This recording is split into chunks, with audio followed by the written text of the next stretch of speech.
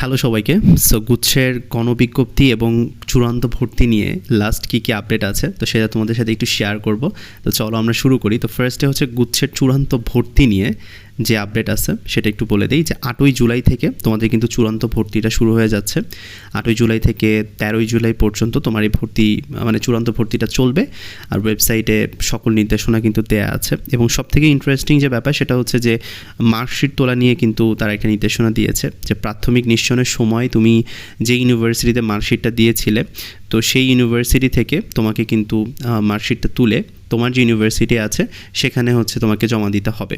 তো ধরো তুমি হচ্ছে ইসলামিক ইউনিভার্সিটিতে প্রাথমিক ভর্তির সময় মার্কশিট জমা দিয়েছিলাম, এখন তোমার হচ্ছে বেগম রোকেয়া ইউনিভার্সিটিতে হয়তো বা ফাইনালি আসছে, তো তুমি যেটা করবা ইসলামিক ইউনিভার্সিটি থেকে মার্কশিটটা তুলে বেগম রোকেয়াতে নিয়ে যাবা। এটাই তারা জাস্ট সিম্পলি বলছে, এটা কিন্তু নিজ উদ্যোগে তোমাকে করতে হবে। আর নম্বরপত্র তোলার সময় তোমার যে অ্যাপ্লিক্যান্ট কপিটা আছে সেটা হচ্ছে তোমাকে নিয়ে যাইতে হবে। এটা জাস্ট ইনস্ট্রাকশন, তোমাকে জাস্ট ভেরিফাই করার জন্য এটা করা হবে, আর কিছু না। তো এরপরে যদি আমি আসি যে ভর্তি ফি সংক্রান্ত যে নির্দেশনা রয়েছে, তো কোন বিশ্ববিদ্যালয় কত টাকা আসলে তোমাদের থেকে নেবে ভর্তির সময়ে, তো সেটা নিয়ে কিন্তু আমি অলরেডি একটা পোস্ট দিয়ে দিয়েছি। তো তোমরা চাইলে দেখে নিতে পারো যে কোন বিশ্ববিদ্যালয় কত টাকা তারা চার্জ করবে। আর তুমি যে প্রথমে 5,000 টাকা দিছিলা তো সেটা জাস্ট এখান থেকে মাইনাস হবে। কথার কথা ধরো কোনো ইউনিভার্সিটিতে ভর্তি হইতে চূড়ান্ত ভর্তি হইতে 15,000 টাকা লাগবে, তো তুমি যেহেতু আগে 5,000 টাকা ওখানে জমা দিছো তার মানে তোমার ওই 5,000 টাকা বাদ হবে, তুমি মাত্র 10,000 টাকা দিয়ে ভর্তি হইতে পারবা। সো এটা হচ্ছে নিয়ম। তো তোমার কোন ইউনিভার্সিটিতে কত টাকা খরচ হতে পারে তো সেটা লিস্টটা দেখার জন্য আমাদের টেলিগ্রাম অথবা হোয়াটসঅ্যাপ যে চ্যানেল আছে তো সেখানে যাও, সেখানে তুমি হচ্ছে সব নোটিশ দেখতে পারবা।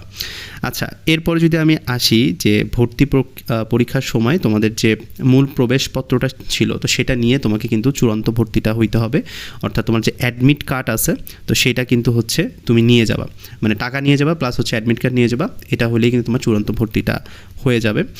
আর মনোনীত বিশ্ববিদ্যালয়ের ভর্তি সংক্রান্ত যে নির্দেশনাগুলো রয়েছে সেগুলো কিন্তু অলরেডি তোমার মানে সবগুলোই মোটামুটি পাবলিশড হয়ে গেছে, তুমি চাইলে ওগুলো একটু দেখে নিতে পারো। সো যে ইউনিভার্সিটির আছো সব ইউনিভার্সিটির মোটামুটি প্রকাশিত হয়ে গেছে, তো তোমরা চাইলে ওগুলো দেখে নিতে পারো। এবং আমি আপডেটগুলো হচ্ছে আমাদের যে টেলিগ্রাম এবং হোয়াটসঅ্যাপ যে গ্রুপ আছে তো সেখানেও দিয়ে দিয়েছি। তোমরা যারা হচ্ছে এখনও কানেক্টেড না তারা হচ্ছে কানেক্টেড হতে পারো, এই যে আমার হোয়াটসঅ্যাপ নাম্বার আছে এখানে যোগাযোগ করলে আমি কিন্তু হচ্ছে তোমাদেরকে অ্যাড করে নেব। ওকে, আর তোমাদের গণবিজ্ঞপ্তি নিয়ে যে কনফিউশনগুলো ছিল, যারা এখনও পর্যন্ত কোনো সাবজেক্ট পাও নাই, তো আমি একটা জিনিস বলে দিই, যারা কোনো একটা সাবজেক্ট পাইছো বা কোনো একটা ইউনিভার্সিটি পাইছো তারা কিন্তু আর গণবিজ্ঞপ্তিতে অ্যাপ্লাই করতে পারবে না, তোমাদের জন্য গণবিজ্ঞপ্তির রাস্তা বন্ধ।